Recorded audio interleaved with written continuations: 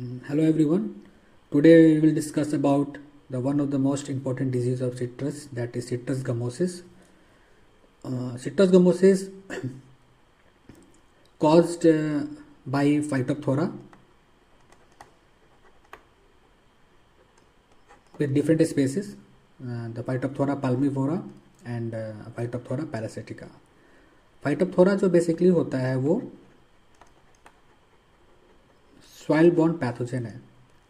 इससे citrus gummosis जो हमारा हो गया वो सॉइल बॉर्न डिजीज हो गया। फाइटोप्थोरा ओमाइकोटा फैमिली से बिलोंग करता है ये।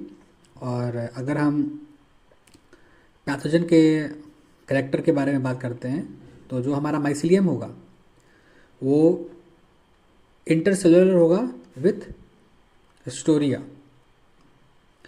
और जो स्पोरेंजियो फोर्स जो बनेंगे वो कैसे होंगे, तो वो सिंपल होंगे या फिर सिम्पोडियल ब्रांच्ड होंगे। और स्पोरेंजियो फोर के अंदर हमारा जो स्पोरेंजिया बनेगा वो कैसा होगा, पेपिलिएट टाइप होंगे, पेडिसिलेट होंगे और वेरिएबल इन शेप। मोस्टली ये पायरिफॉर्म पीएल शेप में होंगे।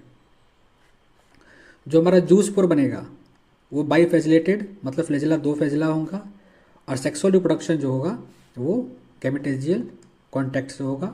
और जो हमारा सेक्सुअल स्पोर बनेंगे इसमें वो हमारे बनेंगे वो स्पोर। तो हम देखते हैं कि स्पोरेंजिया पेपिलिएट का मतलब क्या होता है। इस तरह का आपको पेपिलेशन दिखेगा। अगर हमारा नॉन पेप्टेड है तो आप ऊपर में देखिए, यहाँ पर कुछ आउटग्रोथ आपको देखने को नहीं मिल रही है, लेकिन पेपिलेशन में आपको इस तरह का आउटग्रोथ देखने को मिलता है। सिम्टम पे अगर हम जाते हैं तो बेसिकली ये एक सॉइल बॉर्न फंगस है। तो ये पेनिट्रेट करेगा stem just above the soil line और वहाँ कॉज करेगा सीडलिंग को डैमेज करेगा, टॉपल तक जाएगा। इनिशियल फेज में क्या होता है कि बेसल पोर्शन जो हमारा स्टेम का होगा, बेसल पोर्शन, ये पोर्शन जहाँ से ये सॉइल पोर्शन स्टार्ट हो रहा है, ये बेसल पोर्शन जो होगा इसके पास वाटर सोक टाइप्स के लीजन्स दिखेंगे, पैचेस दिखेंगे। बार्क इन सच पैचेस ड्राई कर जाएगा, श्रिंक करेगा या फिर क्रैक करेगा। इसमें जो बार्क होंगे हमारे ये क्या करेंगे, या तो ड्राई कर जाएंगे, सूख जाएंगे, या तो श्रिंक करेंगे या फिर क्रैक कर जाएगा। और इसी इन्फेक्टेड पोर्शन से क्या होगा, एक्सुडेशन होगा किस चीज़ का, गम का। एडवांस स्टेज में infection extend to the crown root and infected tree ultimately dry. जैसे हमारा इन्फेक्शन और एडवांस होगा, बढ़ेगा इन्फेक्शन, फेवरेबल कंडीशन जैसे होगा, सॉइल मॉइस्चर बढ़ेगा, इन्वायरमेंटल फैक्टर्स इसको सपोर्ट करेंगे, तो हमारा जो डिजीज पैथोजन जो है वो नीचे की तरफ भी चला जाएगा, रूट एरिया में भी डैमेज करेगा, फिब्रस रूट को भी खराब करेगा, और हमारा वहाँ पर क्राउन रूट सिम्टम देखने को मिलता है, और वो हमारा रूट भी खराब होने लगेगा।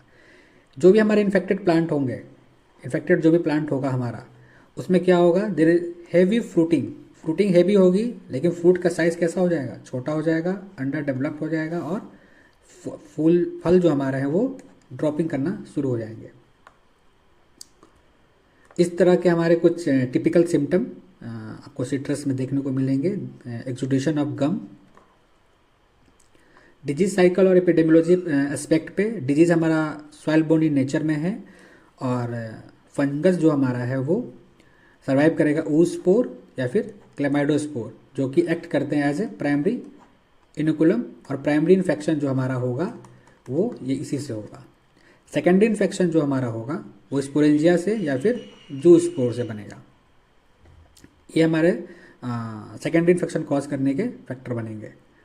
Secondary inoculum spread by the rain flash and irrigation water.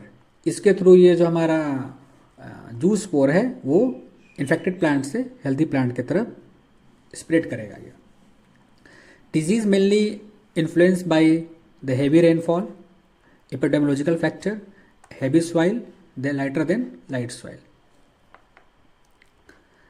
Management perspective पे, select the well drain site for plant tree plantation. जब भी आप ऑर्चर्ड का प्लांटेशन करने के लिए अगर हम सोचते हैं तो इस चीज़ का ध्यान रखना है कि जो भी हमारा ड्रेनेज हो वो वेल ड्रेनेज फैसिलिटी हो, पानी का जल जमाव ना हो।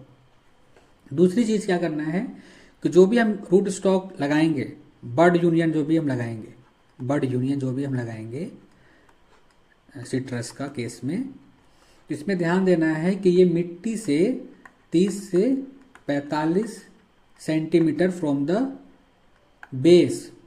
बेस लाइन जो मिट्टी का होगा हमारा, उससे 30 से 45 सेंटीमीटर ऊपर लगाएंगे हम बर्ड यूनियन, ताकि इन्फेक्शन होने के चांसेस कम हो जाए। दूसरी चीज़ क्या करेंगे कि infected plant debris should be collected and burn.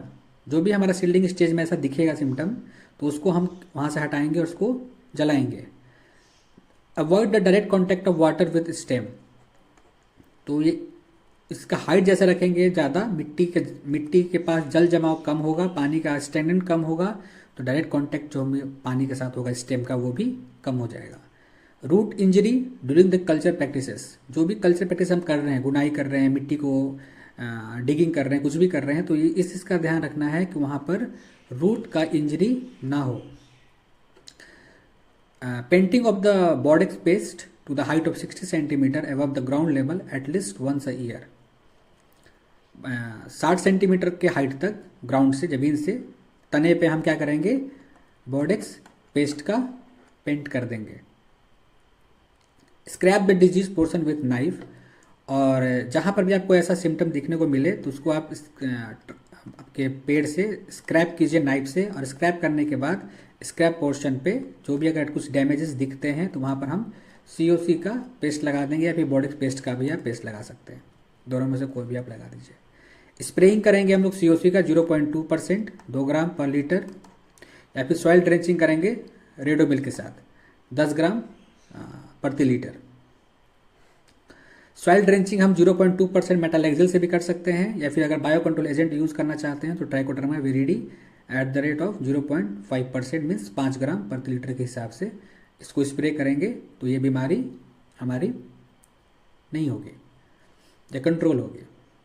तो ये overall culture practice, chemical practice, biological practice है डिजीज़ को मैनेज करने के लिए। Thank you.